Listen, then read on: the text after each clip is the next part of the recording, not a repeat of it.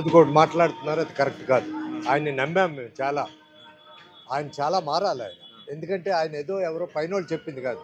ఆయన చెప్పింది ఏది ఇంప్లిమెంట్ చేయట్లేదు కదా. ఆయన ఎలక్షన్లో చెప్పినవేవి కూడా అన్నీ అన్ని అన్ని ఏది ఇంప్లిమెంట్ అవ్వట్లేదు. ప్రజలేం అమాయకంగా ఊరుకోరు, చూస్తారు. ఎన్టీ రామారావు అటువంటి ఇంటికి పంపించేశారు, చిరంజీవిని పంపించేశారు. ఎక్కువ కాలం పట్టదు, కాస్త టైం పడుతుంది. ఇచ్చిన మాట నిలబెడితే కాబోయే ముఖ్యమంత్రి ఆయనే. ఈరోజు నేను చెప్తాను. ఎన్ని లేవండి ఆయన చెప్పడానికి, ఎన్ని లేవు చెప్పండి మీరు. నేను లిస్టుగానే చెప్తే ఎన్ని ఆయన చేసినవి. ఇప్పుడు ఒక్కటి మాట్లాడితే ఈరోజు మాట్లాడేది రేపు దాని మీద. ఇప్పుడు ఎలక్షన్ టైంలో ఆయన ఏమేమైతే చెప్పారో అందులో ఏదైనా ఒక్కటి చేశారా అండి? ప్రజలేమో అలా ఊరుకోరు. ఎందుకంటే ఆయన నాకు చాలా పర్సనల్గా తెలిసిన మనిషి. కాకపోతే ఆయన వెనక నుండి ఎవరు అడ్వైజ్ చేస్తున్నారో తెలియదు, కానీ కరెక్ట్గా లేదు. ఆయన ధోరణి అయితే కరెక్ట్గా మారాలి. మారితే నాయకుడు అవుతాడు, లేకపోతే మాత్రం వాళ్ళ అన్నలాగే సోదులోకి వెళ్ళిపోతాడు. సార్, పిఠాపురానికి సంబంధించి ఎమ్మెల్యే గెలుపు విషయంలో ఇక్కడ ఉన్నటువంటి స్థానిక నేత వర్మ గారి ప్రమేయం లేదని అంటారు. లేదు, వర్మ గారు వల్లనే జరిగింది. వర్మ గారి ప్రమేయం లేదంటే నేను నూరుకోను, నాకు తెలుసు. ఆయన గ్లామర్ ఉంది, ఆయనకు అభిమానులు ఉన్నారు, ప్రపంచం మొత్తం మీద ఉన్నారు. కానీ కిందిటి అనుభవంలో 2 చోట్ల ఎక్కడా మనది అవలేదు కదా. ఒంటరిగా పోరాడి ఇక్కడ వర్మ గారు నడుము కట్టుకొని నిలబడి చేశాడు. తప్పు మాట అది మనం ఒప్పుకోవాలి. పార్టీతో వద్దు, మనకి ప్రత్యేక శ్రద్ధ తీసుకొని వర్మ గారు ఇక్కడ నిలబడి చేశారు. ఆయనకి న్యాయం చెయ్యాలి. మరి ముఖ్యమంత్రి గారి ఆలోచన ఏంటన్నది నాకు తెలియదు. వర్మ గారికి మాత్రం న్యాయం చేయాలి. వచ్చిన తర్వాత ఏంటి మీ అభిప్రాయం? బాగా ఉందండి పరిపాలన కదా. పథకాలు అందట్లేదు, లేకపోతే మాకు ఫ్రీగా ఇవ్వట్లేదు అనే వాళ్ళు ఎక్కువ మంది కనిపిస్తా ఉన్నారు. ఏమంటారు దానికి మీరు?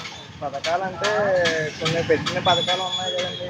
అంటే డిగ్రీ చదువుకున్న వాళ్ళకి నిరుద్యోగ భృతి అని చంద్రబాబు నాయుడు ఇలాగా మా ఇయర్లీ 3,000 మంత్లీ 3,000 వేస్తున్నారు కదండి. అదొకటి మన అమల్లో లేదు. ఇంకా ఉన్నాయండి పథకాలు, ఐడియా లేదు. అంటే రోడ్లు గట్రా బాగానే వేశారు. సామలకోట రోడ్డు కూడా బాగానే పడ్డది. పవన్ కళ్యాణ్ గారి గెలుపులో వరం గారి పాత్ర ఎంత ఉంటుంది? నాగబాబు గారు కర్మ అని అంటున్నారు, ఆయన ఏమంటారు దానికి మీరు? మరి ఆయన మనం ఏం చెప్పలేమండి. మరి ఆయన ఇక్కడ సపోర్ట్ చేశారండి. మరి ఆయన వరం గారు కూడా. మీ అభిప్రాయం ఏంటి? వర్మ గారు ఇక్కడ గెలుపులో భాగస్వామ్యం ఉంటుందంటారు? ఉంటుందండి. ఆయన మరి ఆయనకి తోడుగా ఉన్నారు కదండి. పవన్ కళ్యాణ్ గారికి తోడుగా ఉన్నారు. మరి ఎలక్షన్ టైంలో వర్మ గారు ఉంటుందండి. ఆయన పాత్ర ఉంటుంది, ఉండదు కూడా ఉండదు. కొంచెం టైం పడుతుంది అనుకుంటున్నాను. ఓకే. నేను చెన్నై నుంచి వచ్చాను. మా అమ్మగారితో పిఠాపురం అండి. పవన్ కళ్యాణ్ బాగున్నదని అనుకుంటున్నారండి అందరూ. ఏం గమనించారు మేడం గారు మార్పు అప్పటికి ఇప్పటికి? నాకు ఇంకా టైం కావాలండి మార్పు గమనించడానికి. అంటే పిఠాపురంలో పవన్ కళ్యాణ్ గారికి వర్మ గారి కారకులు అనుకుంటున్నారా కాదనుకుంటున్నారా? అంత డీప్గా నాకు తెలియదండి. మేము చెన్నై నుంచి ఇప్పుడే వచ్చాం. మా అమ్మగారితో పిఠాపురం. ఎలా ఉంది పరిపాలన? ఎలా ఉంది? బాగానే ఉందండి పరిపాలన. అంతా ఏం చెప్పలేదు పరిపాలన. మరి ఈ పడని ఇస్తానని చెప్పలేదు. గ్యాస్ ఇచ్చారండి. గ్యాస్ మా డబ్బులు వచ్చి మేము వేసుకున్నాం. మళ్ళీ గ్యాస్ బ్యాంకులో డబ్బులు వస్తాయి. అదే వచ్చినాయో రాలేదో బ్యాంకులోని వేయించుకున్నామని ఇప్పుడు బాగానే ఉన్నాం. మరి ఎవరికి ఏం పేదలకు మరి ఎవరికి ఇవ్వలేరు అంటాను. మరి ఏమని మరి ఏం చేస్తారో అంట. మరి వారమ్మ గారు ఉన్నప్పుడు బాగా చేసేవారు అని. మరి మా తెలుగుదేశానికి ఇస్తాం ఇక్కడ. మా పిఠాపురం తెలుగుదేశానికి ఇస్తామండి. ఆయన చూసేవారు కదా. మరి ఆయన రావాలా. మొన్న సభ జరిగింది కదా. మా సభ జరిగిందని మరి మేము అల్లూరు మా ఇంటికారు ఉండిపోయి మా పాప ఉన్నది ఇక్కడ. మా సభలో బాగా పెట్టారు. 16 బాసులు అంటే ఇచ్చారు. మొన్న మాట్లాడుతూ నాగబాబు నాగబాబు పవన్ కళ్యాణ్ గారి గెలుపులో వరం గారి ప్రమేయం లేదు అంటారు. అన్నారండి. వరం గారే చేశారు కదండి. మరి ఎంతాను వరం గారే మంచారు. మరి ఆయనే మంచారు. ఆయన బాగా చూసుకోరని మరి అంటే మంది మరి మన 5 సంవత్సరాల కింద మరి 5 గంటలు మనేసి కాంగ్రెస్ వచ్చింది. జగన్ వచ్చారండి. మరి ఆయనే అండి వరం గారే. మరి వరం గారే ఎందుకండి మరి వరం గారే ఇవన్నీ కట్టించారు. అప్పుడు ఇవన్నీ గదులు ఉండేయండి. 11 వరం గారే కట్టారు. వరం గారే ఇది చెప్పాలండి. ఆయన వస్తారని మేము అనుకున్నాం. అలా పవన్ కళ్యాణ్ గారు మరి తెలుగుదేశమే కదండి. మరి ఆయన బాగా చూసేవారు అని వరం గారు. ఆయన ప్రసాద్ గారు చైర్మన్ గారు ప్రసాద్ గారు ఉండేవారండి. ఆయన వరం గారు బాగా చేసేవారని. మరి ఇప్పుడు మట్టుకు మరి ఎవరో వచ్చినట్టు చేసినట్టు అండి గుళ్ళారు. మరి మేము ఇక్కడ పుట్టుబడి ఉన్న వాళ్ళం అండి. దూరం నుంచి వచ్చిన వాళ్ళు కాదు.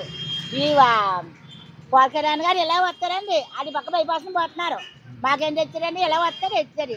పాతదాకా వచ్చి ఈ గుమ్మ అసలు గుమ్మ ఇదే, అది కొత్త గుమ్మ. మరి మాకేమైనా తెచ్చారండి? ఎలా వస్తే ఏదైనా మాట్లాడినా బాగుంటుంది. ఏ మాట్లాడినా మేము ఆర్కాడుకుంటాం, మీటింగ్లోకి వెళ్ళరు. టీవీలో చూసేవారు. మరి ఆయన వాళ్ళ నాన్నగారు చరిత్ర అంతా చెప్పుకుంటున్నారు, ఇలా జాబ్ అని అన్నీ చెప్పుకుంటున్నారు, బాగానే చెప్పుకోలేదు. మరి ఇవన్నీ సప్లోనే గురించి ఆయన నాన్నగారి సోహం ఏదో ఇంటర్ చదువుకున్నప్పుడు జాబ్కి వెళ్ళి ఎస్సీ చెయ్యి కోరిక చెప్పారంటే నా నాన్నగారు ఆ ముక్క అనిపించారండి టీవీలో. అంటే అంతే బాబా, ఆయన అయితే బాగానే ఉన్నారు ఇప్పుడు మట్టి. మరి ఎవరికి ఏమి ఇవ్వలేరు అంటాను. ఈ గ్యాస్ అయితే ఇచ్చారండి, ఇచ్చారు కానీ మన డబ్బులు ఎట్టి కొనుక్కున్నా బ్యాంకులో ఇవ్వన్నారు. అది బ్యాంక్ వెళ్ళి అడిగో ఇచ్చారో ఇవ్వరో తెలియదు. మాటే ఊరి ఈ ఊరించి అండి, ఏ ఊరు భీమవరం చెప్తే మేమే కనిపించామని ఇక్కడ గుళ్ళోకి వచ్చిన వాళ్ళందరి చేత ఓట్లు వేయించిందా నేనే. ఇక్కడ ఇవన్నీ పోలకడానికి మండే కదా ఊరు. వరమ్మగారు కూడా మంచివారండి, వరమ్మగారు అలాతో కదండి బాబు. ఆయన మంచివారండి. అయినా కొట్లు తీసేసినా ఆయన అడిగితే పెట్టుకోండి ఊరండి కొట్లు అంటాను. వరమ్మగారే అబద్ధం ఆడుకోదండి. ఆయన మేము ఆయన మీరు ఎవరు వచ్చినా మరి తెలియదు కదండి. వరమ్మగారు ప్రసాద్ గారు, చైర్మన్ ప్రసాద్ గారు వాళ్ళు బాగానే చేసేవారండి. ఇక్కడ ఉంది పాలన ఎలా? చాలా బాగుందండి. పవన్ కళ్యాణ్ గారు చాలా బాగుంది. జనాలు ఏదో కొంతమంది ఏదో తెలియక అనుకుంటారు కానీ ప్రజల కోసం వచ్చిన ఎత్తండి ఆయన. ఇప్పుడు పిఠాపురం ముందు ఇంకా మేము ఏ రకంగా ఉంటుందో కూడా ఊహించుకోలేమండి. పిఠాపురం బాగుంటుంది. ఈ శివాలయం దగ్గర బతుకున్నప్పుడే 30 సంవత్సరాలు పెట్టి శివాలయం కూడా ఇది శివాలయమేనా అన్నట్టు ఉంటుందండి. మారిపోతాయండి. మంచి వ్యక్తి అండి, ప్రజల కోసం వ్యక్తి. పవన్ కళ్యాణ్ గారు గెలుస్తారని ఈశ్వరుడు మొక్కుని 1116 కాయలు ముఖ్యమండి. ప్రజల కోసం మనిషి అండి. 12 సంవత్సరాలు పెట్టి పాపం పాపం ఆయన సినిమాలు కూడా మానేసుకుని అన్నీ మానేసుకుని అతను లోటు ఏముందండి. ఒక సినిమా తెస్తే కొన్ని కోట్లు వస్తుంది ప్రజల కోసం కదా. ఏదో రకరకాలుగా అనుకుంటారు జనం. మంచి వ్యక్తి అండి. 8 నెలల కాలంలో ప్రభుత్వం పనితీరు ఎలా ఉంది? నచ్చిందా మీకు? బాగానే ఉందండి. డబ్బులు పంచిపెడతాం ఎందుకు ఉంది. ఇప్పుడు డబ్బులు పంచిపెట్టేసి లోపల ఉన్న ఆడ మనిషి డబ్బులు పంచిపెట్టేసి మొగోడు పంచిపెట్టేస్తాం ఇది కదండి. ఇది సౌకర్యం బాగానే జరుగుతుంది. పిఠాపురంలో వర్మ గారు ప్రమేయం లేదంటారు పవన్ కళ్యాణ్ గారి గెలుపులో. ఎందుకంటే వర్మ గారు కూడా మరి వ్యక్తిగతంగా మంచి వ్యక్తి అండి. ఆయన అది మనకి అది మేము మాట్లాడలేమండి. ఎందుకంటే పిఠాపురం చేసాడు కదా ఆయన. వర్మ గారు చేయకపోతే ఏం లేదండి. వర్మ గారు తెల్లారితే మామూలుగా తెల్లారికంటే పిఠాపురం వచ్చేసేవారు. పేద ప్రజలందరినీ కూడా చాలా అక్కడ వెళ్తాం, అదే నీరు కోసం వెళ్తాం అన్నీ కూడానే. ఏంటంటే ప్రజెంట్ ఏంటంటే పవన్ కళ్యాణ్ గారు నెగ్గారు, బాగానే ఉంది. ఇంకా పవన్ కళ్యాణ్ గారు వచ్చిన తర్వాత ఏంటి మార్పు ఏం గమనించారు? మార్పు ఏముంటుందండి, ఇంకా ఉంది. ఇంకా మార్పు ఇంకా రాలేదు.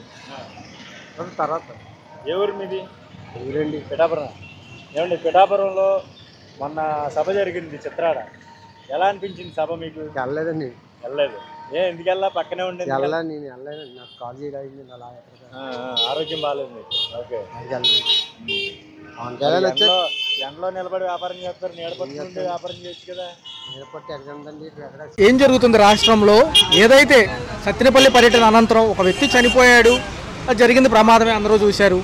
గతంలో కాదన్న పోలీసు వాళ్ళు మళ్ళీ అవునంటున్నారు. నిన్న వెహికల్ కూడా అదుపులో తీసుకోవడం జరిగింది తాడేపల్లి కేంద్ర కార్యాలయం నుంచి. ఏం జరగబోతుంది? జగన్ అరెస్ట్ అవుతారా?